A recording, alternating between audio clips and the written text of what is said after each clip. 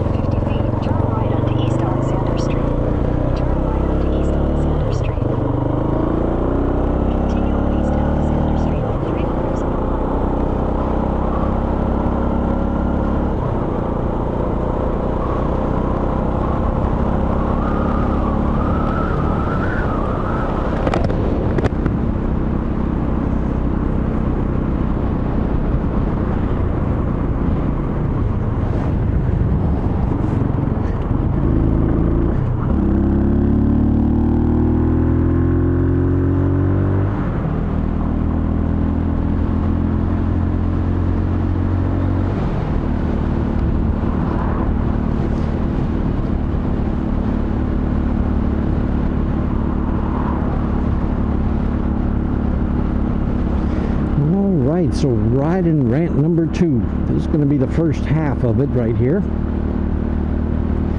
Now, my reason for showing you how much gear I put on and how long it takes to put it on is to illustrate that Saturday afternoon I had just finished playing disc golf. The motorcycle parked in the exact same spot, and I put on my gear sitting at that same exact spot, only instead of the parking lot being completely empty like that, since it was a Saturday afternoon, there were a bunch of families there and kids all up in the playground, but there were a lot of people, and there were several that were congregating right around my motorcycle. And they watched me walk up, and they were right there as I got completely dressed and everything. And then one of the young ladies that was standing there, as soon as I got dressed and was ready to go, asked me to give her a ride. What is wrong with you, lady? I mean, did it look like I had any extra safety gear? I mean, she didn't know me from Adam. She doesn't know what a horrible rider I am and how likely I am to crash. So, you know, it's like there was absolutely no thinking that went into that. And this was a grown adult woman. And, I mean, really, would you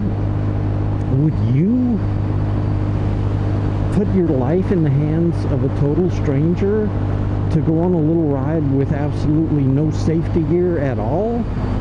And especially not knowing if that rider is competent or not? I mean, I have crashed enough since getting this bike that I'm not comfortable taking anybody for a ride. I mean, I'm still in that phase of being, you know, fresh from enough wrecks to where I'm worried about myself. Even though I seem to be getting the hang of it pretty much these days, I've still got it in my mind, you know, about those 2 crashes where I ended up with broken bones, and how they pretty much immobilized me completely. I mean, and I'm not gonna put somebody else in that position. If I was a good rider, I don't know if I would. You know, if I hadn't had these recent crashes, I probably wouldn't even give it a second thought. I'd give somebody a ride, no problem. I know I have in the past, like when I was in my 20s and I borrowed my brother's bike and I took the wife at the time for a ride. I didn't think anything of it. I mean, I was invincible back then, full of testosterone and booze. I don't think I ever rode motorcycle while boozed up though, but I for sure did not worry about getting in a wreck. But now I do, because I've done it recently. And you know, when you get to be this age, seems like things hurt more and they take longer to heal.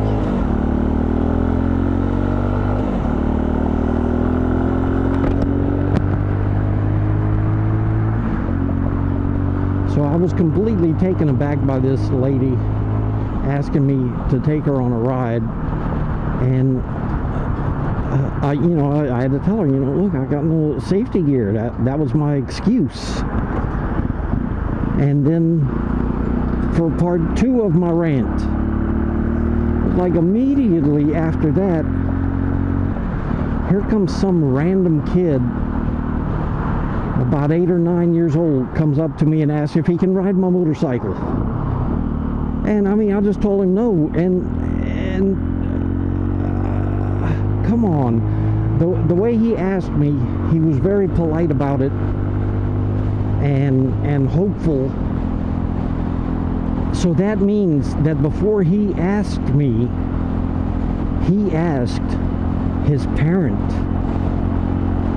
And I mean, what kind of parent is going to tell him, hey mom, can I go ride that guy's bike? And oh, go ask him. Come on, parents. Really, this is a fully licensed for highway use, I guess I shouldn't say highway use, but road use motorcycle, 11 horsepower, and it has a clutch and gears and everything. And you're gonna let your kid go up to a random stranger, again with the random stranger stuff, and ask if he can ride their highway capable motorcycle? Come on. What kind of parenting is that? What are you teaching that kid? I mean, by just giving him permission to come and ask a total stranger to ride a powerful 2-wheel vehicle, that's teaching the kid basically that you don't care about his well-being. Come on, parents. Your job is to parent.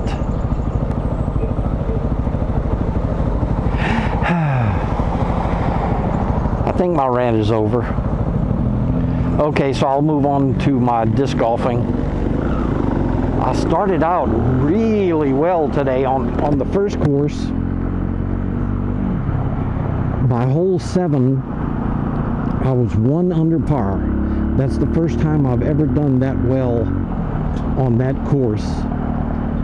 And then hole 8, I kind of blew it a little bit, so I was no longer under par.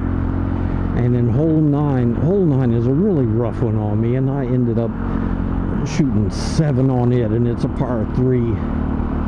But it's like really high up in the air, and if you don't throw it completely correctly to approach the basket, it rolls all the way down the hill, and by the time it gets down the hill, it's got some momentum going, so it can go another 30 or 40 feet.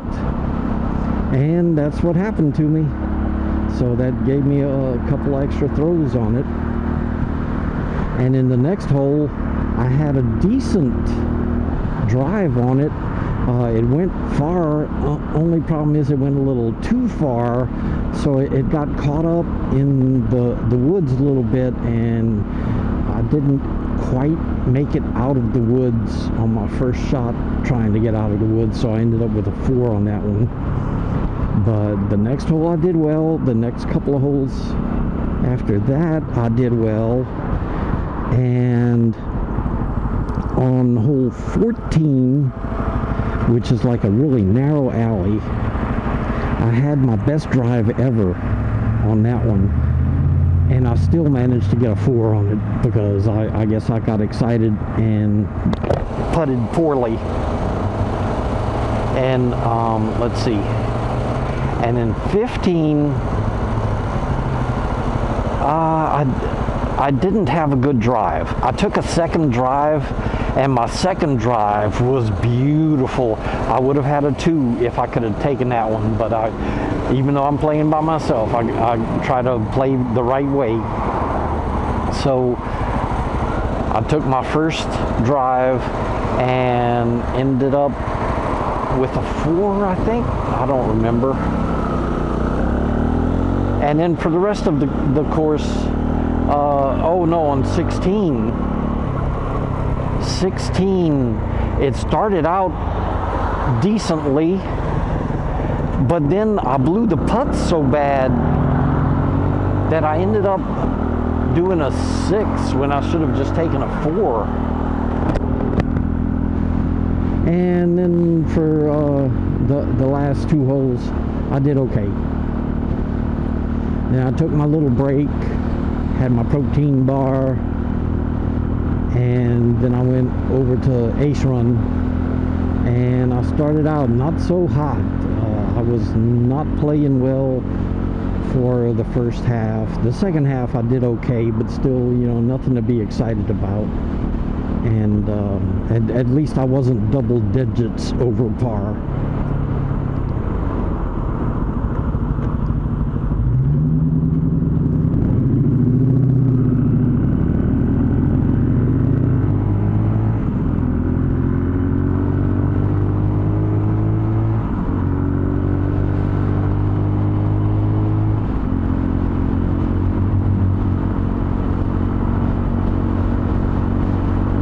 I'm guessing you could hear that Challenger when he took off. He's a bit loud. I can't tell if that's stock exhaust. I mean, the exhaust tips do look stock, but who knows what he's got in front of that.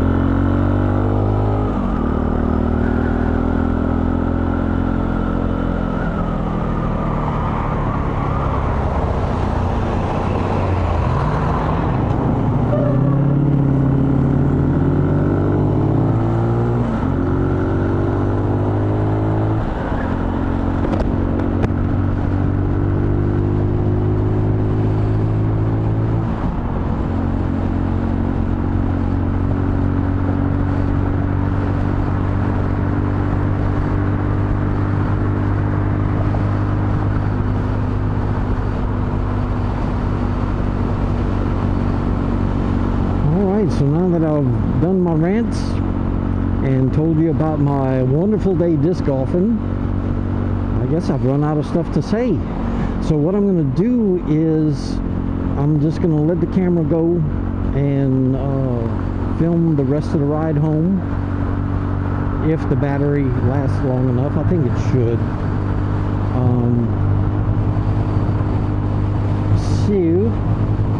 I'll just let it run. I'll get some B-roll, and the rest of this is going to be B-roll. But I'll sign off now. Thank you for watching. I really appreciate you. And don't forget to subscribe so that you can get ziggy with it.